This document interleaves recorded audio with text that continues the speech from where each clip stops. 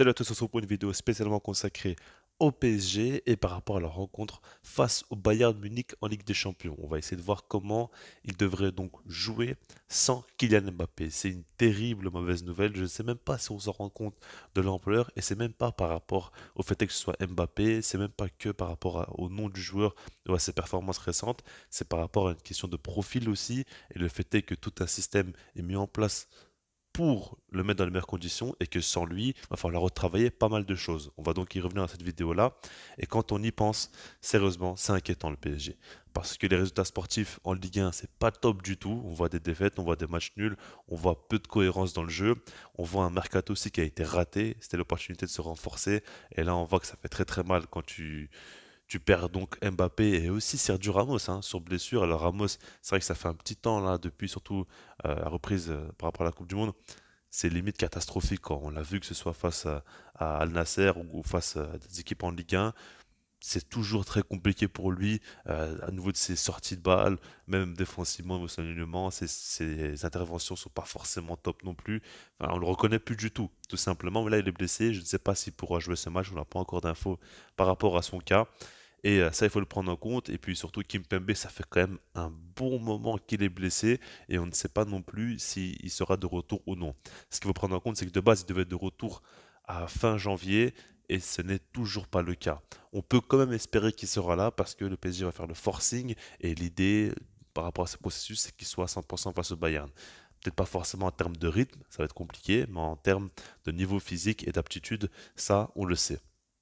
Maintenant, en fait, quand on pense à Mbappé, on pense déjà au fait qu'il y a eu un match entre le PSG et le Bayern assez récemment en Ligue des Champions, une double confrontation, et on a vu notamment Mbappé faire deux plutôt grands matchs. Il a été décisif, il a marqué des buts, et ce qu'il faut prendre en compte, c'est que la physionomie du match, pour moi, elle risque d'être similaire. Ce qu'il faut prendre en compte, c'est que ça va se jouer au Parc des Princes, et généralement le PSG au Parc des Princes, en Ligue des Champions, c'est quand même très très solide. Ils gagnent très souvent leurs matchs, même face à des gros, et ils arrivent à dominer leur adversaire. Généralement, c'est comme ça que ça se passe.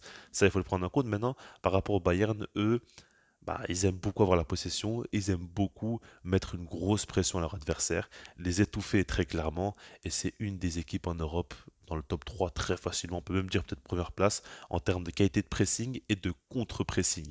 C'est une équipe qu'une fois qu'elle perd le ballon, au bout de quelques petites secondes, elle arrive à le récupérer et à remettre directement de la pression. C'est l'intensité assez folle qu'ils arrivent à mettre en place. Et ce qu'il faut prendre en compte, c'est qu'ils ont repris la Bundesliga beaucoup plus tard que les autres. Ça fait à peine 2 semaines qu'ils sont de retour, voire même un peu moins, et on les voit, c'est vrai qu'ils ont fait 3 matchs nuls de suite, mais en termes d'intensité, c'est impressionnant ce qu'ils mettent, et tu sais que le PSG, eux, en Ligue 1, c'est quand même beaucoup plus compliqué. Après, il y a toujours une question à se poser, est-ce que vraiment c'est important pour eux, ces matchs-là, ou non? C'est un autre sujet. Maintenant, on peut être partagé par deux idées. La première est que le Bayern domine, joue très haut sur le terrain et met une grosse pression. La seconde est que le PSG au Parc des Princes à domicile en Ligue des Champions fasse comme d'habitude, c'est-à-dire domine leur adversaire et ont la possession. Ça a beaucoup changé parce que généralement le Bayern laisse beaucoup d'espace et quand tu as un joueur aussi rapide et aussi bon dans la profondeur que Kylian Mbappé, ah bah, du coup tu as une arme fatale pour les détruire à tout moment. On l'a déjà vu, on sait très bien que dans ce registre-là, le Bayern est en grand danger et il l'assume complètement. Donc par rapport à ça, le PSG a un avantage. Parce que le Bayern, c'est une des équipes, une des rares équipes même en Europe, où tu sais très bien comment ils vont jouer en avance directement. Ils ont des principes de jeu qui ne dérèglent pas. Et par rapport à ça, c'est une bonne chose. À la base, maintenant, sans Mbappé, comment tu vas faire pour prendre cette profondeur? Et puis même plus généralement, quand tu regardes l'effectif du PSG, il n'y a pas vraiment de remplaçant. Parce que je suis désolé, mais Hugo Ekitike, c'est un bon joueur, il n'y a pas de souci, mais il n'est absolument pas prêt pour le match face au Bayern Munich.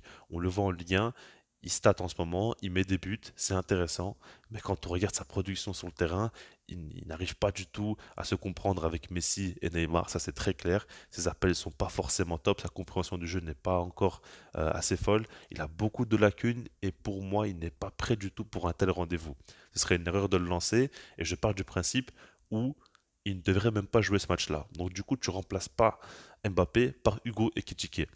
Ça, c'est un vrai problème. Et puis, quand tu regardes, il n'y a pas forcément un top ailier. Par exemple, Ziyech aurait pu arriver et tu aurais pu imaginer Ziyech côté droit avec Neymar à gauche et Messi en faux neuf. Ça aurait pu vraiment être intéressant. Maintenant, ce n'est pas possible parce qu'il n'est pas là, tout simplement. Donc, comment tu fais offensivement?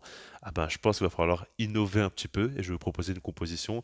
Alors, c'est ce que je vous propose pour l'instant. Ce qu'il faut se dire, c'est qu'il y aura d'autres matchs qui vont arriver avant le Bayern et peut-être qu'il y aura moyen de trouver une formule où un joueur va être en forme. C'est possible, ça peut aller quand même très très vite. Alors, par rapport à la compo, je vous l'affiche dès maintenant avec Donnarumma dans les cages. On est donc sur un 3-5-2 avec en défense Danilo, Marquinhos et Kimpembe. Alors, Kimpembe, il faut qu'il soit de retour. Moi, je pense que le PSG va tout faire pour qu'il puisse être là. Donc, je pars de ce principe. Par rapport à Sergio Ramos, je ne l'ai pas mis parce que je pars du principe où il sera donc indisponible. Au milieu de terrain, je mets Verratti, Fabien Ruiz. Alors Verratti, c'est logique, il doit absolument jouer. C'est le meilleur milieu du PSG, même si il joue 2 mois par saison au maximum. Et puis Fabien Ruiz, pour moi, c'est un gars quand même qui monte petit à petit en puissance. C'est pas encore fou. Je l'ai beaucoup vu à Naples et pour moi, il était quand même bien plus performant là-bas. Mais on voit qu'il commence un petit peu à être de plus en plus à l'aise et peut-être qu'on pourra avoir une bonne surprise. C'est pas forcément un profil parfait pour jouer face au Bayern. J'aurais préféré un profil comme Vitinha. Maintenant, la réalité est que la forme actuelle des deux joueurs, c'est le jour et la nuit. Fabien Ruiz commence vraiment à se réveiller et tu vois que Vitinha, lui, depuis la Coupe du Monde, c'est très compliqué pour lui. Donc, tu peux pas mettre Vitinha dans un match comme ça alors qu'il te propose plus grand chose sur le terrain. Ensuite, au niveau des pistons, Hakimi et Nuno Mendes. Et pour moi, ça, c'est la clé.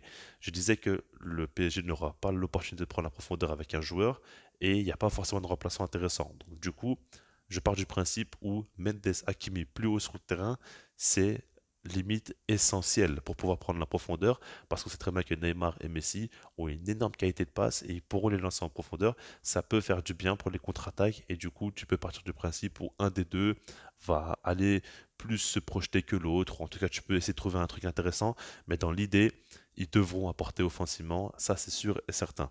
Ensuite, Renato Sanchez au poste de numéro 10. Après, c'est pas peut-être pas forcément comme ça que ça va évoluer offensivement, dans l'idée surtout de mettre 3 milieux de terrain comme ça, parce que Renato Sanchez pour moi a un bon profil pour jouer face au Bayern, par rapport à son physique, il pourra faire beaucoup d'efforts, il y aura un match avec une forte intensité, et par rapport à ça, je pense que physiquement il est peut-être pas toujours à 100%, mais pendant au moins 1 heure, il pourra vraiment faire le taf, c'est possible en tout cas. Et devant, Messi et Neymar. Alors évidemment, une attaque comme ça, avec deux joueurs qui ne sont pas de numéro 9 que je mets à ce poste-là, ça peut paraître fou. Maintenant, je pars du principe où c'est pas une compo vraiment qu'il faut faire attention. C'est surtout le fait est que l'animation doit être assez intelligente par rapport à Christophe Galtier. Il va falloir qu'il nous surprenne parce que là, ce 3-5-2 que je vous propose, il permet donc de pallier le manque de profondeur de Kylian Mbappé par donc les pistons qui vont pouvoir apporter. Et puis, je pars surtout du principe où le PSG doit jouer la possession. Ils doivent essayer de garder le ballon un maximum et être le plus haut possible sur le terrain. Parce que si jamais Messi et Neymar sont très hauts sur le terrain, ils peuvent réussir à faire un petit coup de génie, à réussir à faire une belle action et marquer un but, alors que s'ils ont 40 mètres à courir, ça va être très compliqué pour eux et des fois, ils ne vont pas non plus apporter beaucoup. Donc avec ballon, ils seront quand même beaucoup plus dangereux et surtout sans Kylian Mbappé en fait, parce que si Mbappé est là, ok, tu peux le lancer en profondeur, mais s'il n'est pas là, c'est beaucoup beaucoup plus compliqué. Donc je pars de ce principe-là et puis par rapport au reste des joueurs, il va falloir qu'ils haussent leur niveau. Je pense que les Pistons, il n'y a pas vraiment de problème par rapport à eux. Ils sont très très performants et je trouve que c'est des joueurs quand même très solides, Hakimi et Nuno Mendes. Maintenant, défensivement, Marquinhos m'inquiète. Kimpembe, retour de blessure, il faudra voir comment il sera. Danilo, c'est bon en ce moment, mais c'est pas forcément l'assurance tout risque. Et puis, au milieu de terrain, Verratti, il va falloir qu'il nous sorte un match de grand, de grand soir en Ligue des Champions. Fabien Ruiz, il va falloir qu'il confirme. Il y a beaucoup de questions à se poser par rapport aux individualités, mais collectivement, pour moi, l'idée est de faire en sorte que tu ne laisses pas le Bayern Munich avoir le ballon et jouer sur tes lacunes défensives. Il va falloir un petit peu les contrecarrer par rapport à ça. Et honnêtement, je ne vous cache pas que j'ai pour l'instant du mal à imaginer un scénario où le PSG pourra s'en sortir face à ce Bayern Munich là qui n'est pas forcément monstrueux en ce moment, mais qui a tellement de qualité individuelle qui pourra faire la différence facilement parce que ce PSG là collectivement n'est pas du tout impressionnant, il y a beaucoup trop de problèmes, et puis individuellement, même des gars comme Messi, Neymar, etc., ils ont beaucoup baissé en régime.